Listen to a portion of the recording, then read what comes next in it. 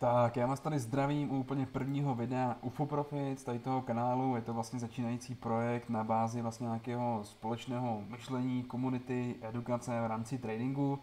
Nevím, jestli je to dobře vidět dle té masky. Moje v podstatě jméno nebo nick je Vader, budeme tady na vás dva, ještě můj kolega Predator, takový. Chtěli jsme to vlastně udělat trošku zajímavější, ta maska je tam samozřejmě z důvodu nějaké anonymity, psychologie a podobně, takže to jsou různé důvody. Kdybych měl představit sebe, tak já vlastně teda tréninku se věnuju nějakých 3 až 5 let, záleží jako od kdy to datovat. Používám tady to zobrazení grafu, kde je to vlastně footprint nebo order flow, vlastně vidíme jako dovnitř těch svíček, když se na to podíváme. Já teda traduju hlavně teda, nebo tato strategie z mé strany bude hlavně intraday lomeno scalp, nebudeme tady řešit jako obchody na třeba týdny, dny a podobně, ale jako intraday vlastně, intradayní obchodování na bázi jako od 5 minut až třeba po 3 hodiny, jo, takže něco takového mezi tím. Za mě jako proč trading, tak za mě osobně, vzhledem k tomu, že už se toho věnuju, že už se tomu věnuju nějakou dobu, tak jsem mu to samozřejmě musel nějakou dobu vydržet, takže pro mě je to vlastně obrovská vášeň a jakoby náplň, řekněme, životní. Ten trading, proč to jako lidi samozřejmě dělají, tak je to prostě ohledně nějaké jako finanční stability nebo svobody. Svobody samozřejmě času i místa, vy vlastně jste si jako i svým sám pánem, takže má to určité jako benefity. Naopak je tady samozřejmě vlastně ta druhá strana mince, což je právě ta tvrdá dřina, píle a podobně, protože opravdu jako ten trading s vámi zatřese, zkouší vlastně opravdu jako vaše limity na všech stranách, jak mentální, emoční, tak i psychologické a podobně. Jo, takže taky samozřejmě jako časové. My tady vlastně pokud teda budeme samozřejmě řešit tu strategii jako takovou, kdybych to jako velmi stručně ukázal, tak já vlastně používám tady tu platformu ATAS platform, standardně s kolegou, to je vlastně na bázi toho obchodování prop firem, který vlastně dávají traderům právě jakoby možnost dostat se ke kapitálu v rámci jakoby splnění nějakých challenge, který mají vlastně samozřejmě nějaké pravidla a podobně, kdy ten monitor je teda samozřejmě založen na dvou stranách v rámci nějaké jednoduchosti. Jedna, která je tady 5 minut, používám 5minutovku, tady to vlastně zobrazení order flow, kdy tady máme klasické svíčky a když scrollneme, tak vidíme dovnitř ty nakupující, prodávající objednávky, kde je objem, kde není, jak to vlastně reagovalo a podobně. No a na druhé straně, na druhém monitoru je teda samozřejmě TPO, to je vlastně časový graf půl hodina denní, jakoby půlhodinovka je jedna svíčka, na bázi jako nějakého denního pohledu, kde je tady vlastně ten časový graf a volum, profil, objemový profil, kde jsou objemy a podobně. Tady ta skupina jednoduše, pokud bych to vzal teda trochu konkrétněji, tak by opravdu na bázi jednak nějaké jako edukace, jelikož i vlastně s kolegou právě, tak ta největší value za mě, ta hodnota toho je opravdu jako, když to děláte jako ve dvou nebo více lidech, tak prostě takový to kolektivní myšlení, společná sebereflexe, nějaké společné info a ta komunita sdílených názorů je samozřejmě jako může přinést obrovskou hodnotu. Takže tohle je vlastně jako jedna myšlenka, kdy i potom, pokud bych se jako podíval na mou zkušenost, tak pokud jako to děláte sám, jako samouk nějakou dobu, tak to samozřejmě nemusí být jako tak jednoduché, jako když to děláte prostě ve více lidech a je tam samozřejmě nějaká, jako, když jako táhnete za jeden pro vás. Já tady k tradingu, jak jsem řekl, jsem se dostal na úplně jako dobrou formu, asi jako klasicky, prostě přes ty videa, support resist, což samozřejmě jako ta aplikace není úplně jako jednoduchá, nebo jako ten reálný trading na základě tady těch informací z těch videí. Potom následně jsem viděl tady toho vlastně týpka Brinigan z Axia Futures, je to vlastně londýnská firma, která vlastně jako traduje taky na profesionální úrovni.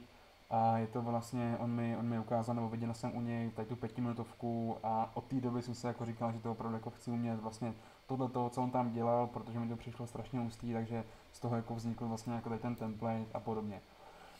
Takže tenhle ten graf, nebo spíš ta strategie jako taková, jako velmi stručně, taky na bázi vlastně New York Open, vlastně Open Drive, typ otevření, řekněme, New Yorkské burzy, od půl čtvrtý New York, která vlastně se kryje s londýnskou burzou, takže vlastně máme i levely z londýnské burzy a podobně.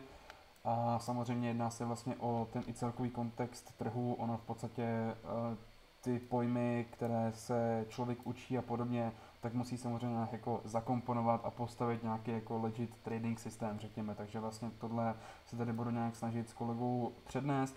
on teda vlastně bude trošku na jiné bázi obchodování, takže tam bude i vlastně nějaký mix více věcí, každý si vlastně může vybrat něco jiného.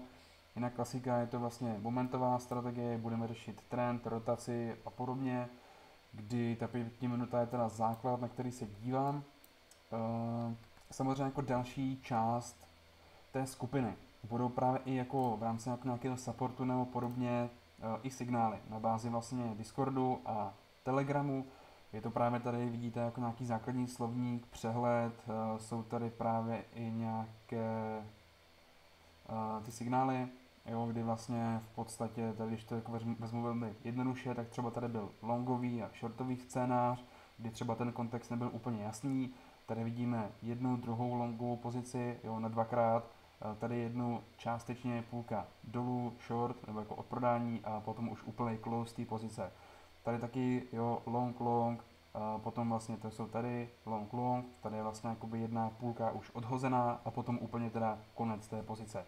Jo, takže vlastně nějak takhle to bude vypadat v rámci toho, že samozřejmě ten člověk z začátku jako nebude vidět teda úplně všechno, což dává smysl, taky právě nějaká takováhle jako pomoc v rámci jakoby tohohle toho, proč potom i nějaká samozřejmě zpětná analýza, proč se to děje a podobně.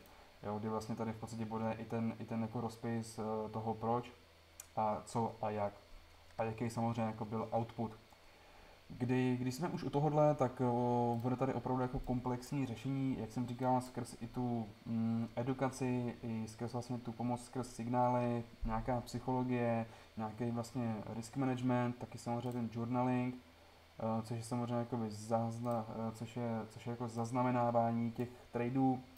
Já tady používám Notion, velmi jako zajímavá platforma, kdy opravdu jako každý trader by si měl i vlastně uvědomit, jaký data, nebo jakoby ty data, jak fungují jemu, co mu funguje, co mu nefunguje a podobně. Já tady právě mám už vlastně i třeba jako rozbor toho tradu jako takového, velmi stručně.